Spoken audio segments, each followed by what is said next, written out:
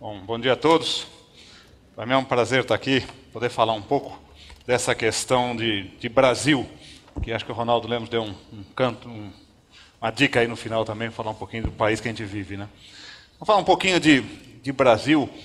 O Brasil vive um momento muito especial, né? A gente está falando basicamente de um país que está crescendo, inflação sob controle, petróleo, Copa do Mundo, Olimpíada, né? Então a gente está todo mundo muito animado com relação às perspectivas do Brasil, parece que só tem notícias boas, né? Eu queria só fazer, não um contraponto, porque eu acho que eu também estou otimista, acho que as coisas devem caminhar bem, né? Mas falar um pouco sobre como é que a gente encara essa situação de irmos bem num país que vai mal, né? Como é que eu tenho dito que acho que não dá para irmos bem indefinidamente num país que vai mal. Eu estava em Madrid na semana passada, eu sou presidente do Grupo Santander aqui no Brasil, e no domingo o cara veio me trazer um encarte do jornal El País, que é o jornal mais importante de Madrid, que falava sobre a questão da violência nas favelas no Rio de Janeiro, né? E eu fiquei envergonhado daquele negócio, né? Como é que pode a gente conviver com tudo isso, né? Como é que a gente fala tanto de um país que vai bem e deixa uma grande parte da população por detrás? Eu sempre tive para mim muito claro que não dá para irmos bem num país que vai mal. Blindar carro, subir muro, não vai resolver o problema. Ou a gente traz todo mundo junto, ou isso aqui vai ser um problema lá na frente, né? E na mão de quem que está isso? Quer dizer, o que as empresas podem fazer para isso? O que as pessoas podem fazer para isso? Costumo dizer que importa sim o que você faz no dia a dia. Eu falo primeiro de empresas, depois falo de pessoas, mas misturar um pouco os dois, obviamente. Importa o que você faz no dia a dia, né? Eu dava como exemplo, para chocar todo mundo, que tem traficantes, na verdade, que cuidam de favelas, de idosos, né, de creches, mas isso não os transforma em cidadão com responsabilidade social, né? Porque o que ele faz no dia a dia é uma coisa de marginal, portanto o resto não importa mais. Então, eu acho que isso vale para as organizações também. Lógico que o país tem carências, lógico que tem que ter problemas assistenciais, eu não sou nada contra isso. Mas sou muito a favor de o que você faz no dia a dia. O que você faz no dia a dia está agregando valor? Você está fazendo a coisa que no dia a dia, de fato, está de alguma maneira construindo para que a gente possa ter um país melhor? E acho que esse é o ponto que pegou um pouquinho na introdução que ele fez aqui, na questão do trabalho em banco. Então, vamos fazer as perguntas de banco. Eu tenho algo a ver com o fato de que uma empresa para a qual eu fiz um empréstimo está causando um dano no meio ambiente ou não é problema meu? Eu devo contratar a empresa que cobra menos, independentemente dela pagar imposto ou não? Ou eu estou preocupado em saber se a empresa no fundo está ou não está pagando imposto? Estou preocupado com a situação dos meus fornecedores, dos meus funcionários, com diversidade? Ou meu negócio é lucro? Bom, a gente pôs na cabeça o seguinte: importa sim como você constrói o seu resultado. Você vai agregar valor, mas você precisa fazer a coisa de uma maneira a levar em consideração o impacto que você causa em tudo com você interage. Primeiro foi meio ambiente. Foi curioso até, porque o primeiro exemplo que me surgiu, até não foi dos mais difíceis, era uma empresa de pesca de camarão predatória, né? A gente deve trabalhar com isso ou não? Eu não entendo nada disso, mas eu imagino que uma empresa que faça alguma coisa predatória, isso quer dizer que com o passar do tempo ela não vai mais poder fazer. Então como é que eu vou emprestar dinheiro para essa empresa? Então vamos colocar a empresa para fora? Não. E se a gente fosse lá conversar? E fomos lá conversar e no fim financiamos, né, um oceanógrafo, que eu não entendo nada desse assunto, mas ele entendia, para ver como é que você poderia fazer uma coisa, né, diferente e que fosse sustentável, no sentido de que ele pudesse continuar aquela pesca por um período muito grande. E conseguiu fazer isso. E todos saíram ganhando. A empresa, porque vai ter uma perspectiva de negócio muito melhor, o banco, porque fez uma operação com a empresa, e quem gosta de camarão, porque vai poder comer camarão por mais tempo, porque foi mudado totalmente a maneira de se trabalhar, né? E isso pegou muito forte dentro do grupo, né? Então, primeiro fomos olhar, o que a gente faz dentro de casa? Banco não é exatamente uma indústria que polui, né? Então, o que a gente faz com relação ao meio ambiente? E a questão social? E a questão da educação financeira? O que nós estamos fazendo? Como é que a gente trabalha? E fomos trabalhar todos esses aspectos para depois poder falar com os nossos clientes. Então, mais um exemplo super presente. Aliás, é interessante porque hoje de manhã, né, a semana é meio corrida, eu tive mais cedo na GV fazendo uma palestra para 120 estudantes de vários países do mundo, num programa chamado One MBA da GV, falando justamente sobre essa questão de compatibilização de ética nos negócios, né? De colocar de lado essa questão do falso dilema, né? Ou você faz os negócios, ou você respeita o meio ambiente, sociedade e tudo mais. Os dois não dá, sabe como é que é. Eu vou voltar já já a falar sobre isso. Vou dar um outro exemplo aqui. Uma empresa de motoboy, né? Esse é um exemplo bem marcante. Morre um motoboy por dia em São Paulo. Questão: o banco é responsável por isso ou não? As empresas onde vocês possam trabalhar ou com as quais se relacionam é responsável por isso ou não? A pessoa fala, não é problema meu, não tem nada a ver, nem sei como é que funciona. A outra atitude é saber, eu acho que somos responsáveis, sim. Acho que é muito cinismo falar, não tenho nada a ver com isso, e deixa lá, e se morrer, morreu. O que a gente fez? Vamos falar com uma empresa chamada Help Express, uma senhora chamada Ione, que contra todos os que trabalham nessa indústria de motoboy, ela começou a treinar o motoboy, melhorou a qualidade do equipamento, treinou as famílias e, pasmem, reduziu a zero o número de acidentes e entrega mais rápido que as outras. Por quê? Porque provavelmente, se você trata bem o motoboy e dá condições, ele tem uma recíproca dele para também dar a qualidade, o melhor dele, para que aquele negócio se viabilize. Podia ter tido a atitude que não é problema meu. Uma outra empresa prestava serviço e cobrava mais barato, depois descobrimos que não pagava impostos. Pergunta, o banco tem algo a ver com isso ou não? Não quero entrar no aspecto legal, que é uma outra discussão. No aspecto moral. Tem algo a ver? Minha conclusão foi a seguinte, se nós precisamos disso para viabilizar o banco, nós temos algum problema. Não é possível. Eu não quero mais saber de contratar pessoas que não tenham exatamente essa visão de como se relacionar com a sociedade, inclusive com relação ao meio ambiente, com relação à questão social, com relação à questão da diversidade. E a gente conseguiu trazer uma série desses exemplos para o dia a dia, dentro da ideia que o Ronaldo estava falando um pouco, da transparência, né? Eu acho que o mundo agora, e mais do que nunca, e esse evento aqui é mais um exemplo disso, né? Não tem on e off. Você está on o tempo todo. Tudo o que você faz deve ser visto como parte da construção de uma visão maior, de uma imagem, de um trabalho, de um impacto que você causa. Então não adianta ficar com essa ideia de que só o que a pessoa que você está mostrando para a pessoa é aquilo que ela está vendo. Ela está vendo muito mais, né? Todos os mecanismos, todas as tecnologias novas, o que eu recebo de e-mail diretamente de clientes, de funcionários, de fornecedores, com críticas, e críticas boas, falando, mas você falou isso, mas no seu banco acontece aquilo. Oh, é ótimo, tem 50 mil pessoas, deve ter de tudo lá dentro. Costumo brincar que deve ter até alguém normal. Eu não vi ninguém normal até agora, mas deve haver, nem mesmo quem vos fala é normal, mas deve ter alguém que é normal. Tem de tudo, logicamente, aquilo é uma síntese um pouco da sociedade que a gente tenta melhorar.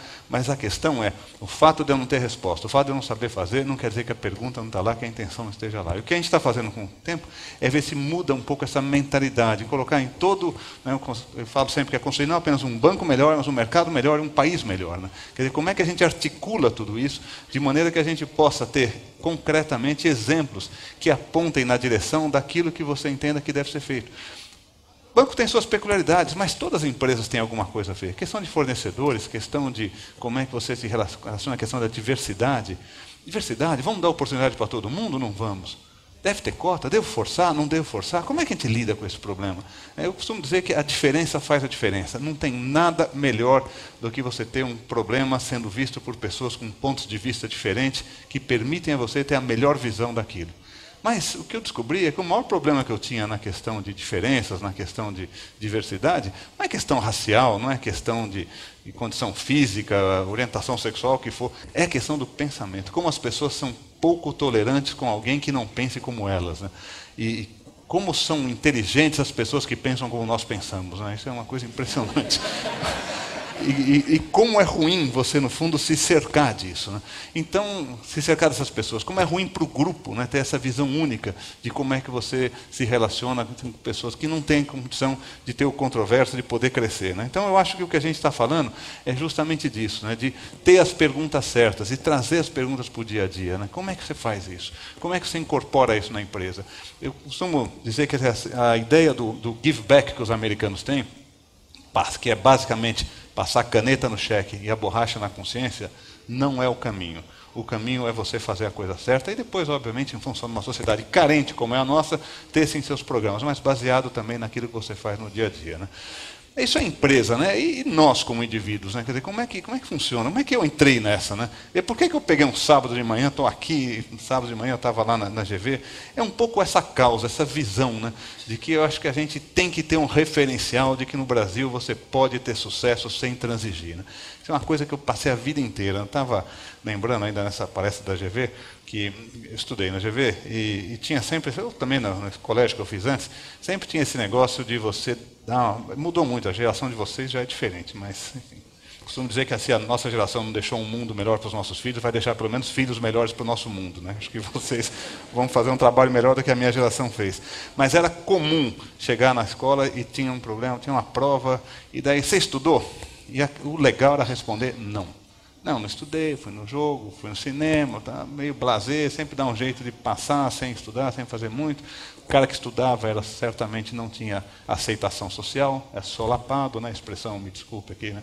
Um CDF nada mais é do que trazer para baixo quem dá lá em cima, né? Para ver se deixa todo mundo medíocre e vamos que vamos. Né? E eu fui estudar no exterior e aconteceu um episódio muito marcante para mim. Né? Cheguei lá, um dia aparece um suíço, tinha que ser um suíço queimado, e tinha uma prova. Né? E o americano perguntou para ele assim, você não estudou? Ele falou, não, eu fui velejar. E eu estava ouvindo esse diálogo, né? Ele faz no Brasil, o cara era um herói aqui. Ele falou, não, você é louco, o americano falou, você é louco, cara, é uma prova hoje, você foi velejar. Eu fiquei pensando na inversão de valores que temos aqui, né? Nessa questão da valorização daquele que consegue alguma coisa através de um atalho sem que tenha colocado na mesa o esforço que dele se espera. Né? E isso me marcou muito. Né? Eu, quando voltei para o Brasil, eu fui dar aula, né? Dar aula até para falar um pouquinho sobre o negócio de ética, fui dar aula sobre, para vocês deve ser um choque aqui, sobre futuros e derivativos, que o negócio pessoal falou, o que é isso? Né? E era muito associado sempre com manipulação. Né? E estou no meio da aula lá, e alguém levanta a mão para mim e fala, professor, mas a gente não pode usar esse tipo de instrumento financeiro para evitar imposto de renda, ou para forçar a valorização de um preço ou de outro? E eu caiu na hora uma coisa, falei, olha, isso aqui é a mesma coisa que perguntar no professor de autoescola se você pode matar alguém com o seu automóvel. A resposta é sim. Mas é por isso que a gente tem uma série de ensinamentos, de autorizações, de educação, na verdade, para que você aprenda a lidar com o automóvel, né? Que pode sim causar grandes estragos, se mal utilizado, assim como é também questão de instrumentos financeiros. Mas eu não estou aqui para ensinar isso. Eu estou aqui para ensinar como se faz um bom uso, se melhora a gestão financeira e, portanto, se agrega valor para a sociedade através do bom uso desses instrumentos. E me caiu essa ficha também nesse dia, somando tudo, de que a gente deveria falar mais sobre essa questão de ser uma referência, assim, ter menos vergonha de falar que o que nós estávamos fazendo estava agregando valor para a sociedade e que estávamos fazendo sem transigir e que eu estava tendo, né, no caso, eu acabei sendo promovido para presidente na época BNAM, o Banco Real, né, e falei assim, eu vou começar a falar um pouco mais, porque sempre fica a ideia, eu sei que tem, e deve ter num grupo desses também, sempre tem alguém que pensa, alguma coisa fez, a vida não é assim, a gente sabe como é que é no Brasil, pois eu comecei a adotar esse negócio que a coisa não é assim mesmo e não precisa ser assim mesmo se a gente não quiser que seja assim mesmo, mas está nas nossas mãos. Né? Eu acho que esse é importante lembrar, quer dizer, é no dia a dia das atitudes. Né? É um filósofo americano, Ralph Emerson, que fala, suas atitudes falam tão alto que eu não consigo ouvir o que você diz. E isso balizou minha vida. É o que você faz no dia a dia. Acho que nós temos no Brasil uma tolerância com relação a pequenos delitos, né? Uma tolerância, até uma leniência no vocabulário, de chamar de informal, né? Um tipo de atividade econômica que tecnicamente é ilegal, e acho que a gente teria muito mais coercitivo se entendesse que é ilegal algumas coisas, não são apenas atividades informais, para que a gente coloque todo mundo numa mesma página, e a gente possa ter, eu falo que a gente tem uma mania também, de ficar sempre olhando para o governo. Né? Eu faço questão nessas palestras de não falar uma coisa do governo. Está na nossa mão. Né? O país precisa, sim, de reforma de previdência, trabalhista, fiscal, tributária, mas a mais importante é a reforma de valores. Reforma de valores não é o governo que faz. Somos nós, no dia a dia, na nossa atitude diante de um problema, diante de uma dificuldade, diante de uma multa de trânsito, diante de uma multa de um fiscal. Como é que você reage àquilo? O que você faz e o que você dá como exemplo? Eu não sei definir ética também, nem quero. Vou ser muito pouco filosófico, eu costumo dizer que ética é fazer a coisa de uma forma que você possa conversar à noite com seus filhos na mesa da sala de jantar. Você pode conversar, provavelmente o que você fez foi ético e foi transparente. Né?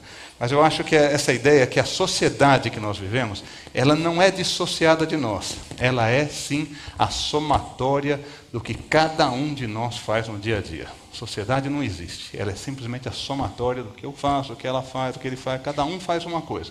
Somatória disso da sociedade que somos no Brasil. Né?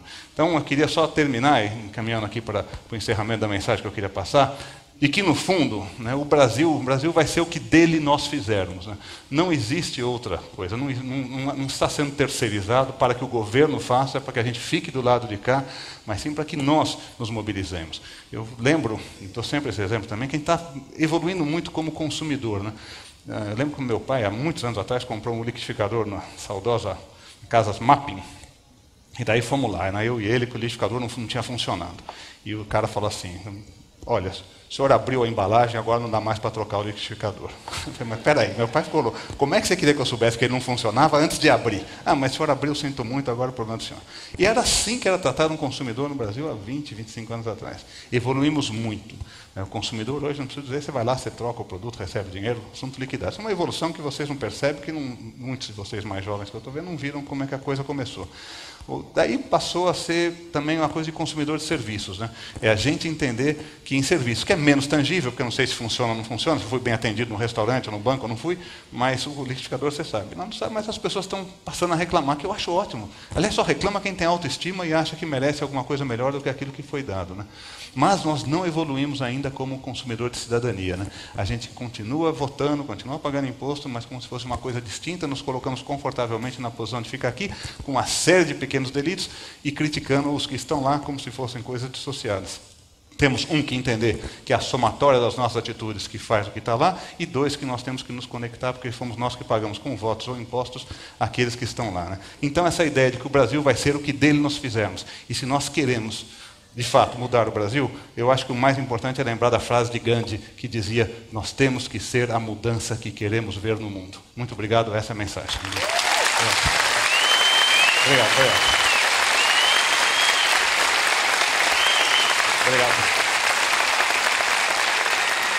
Parabéns.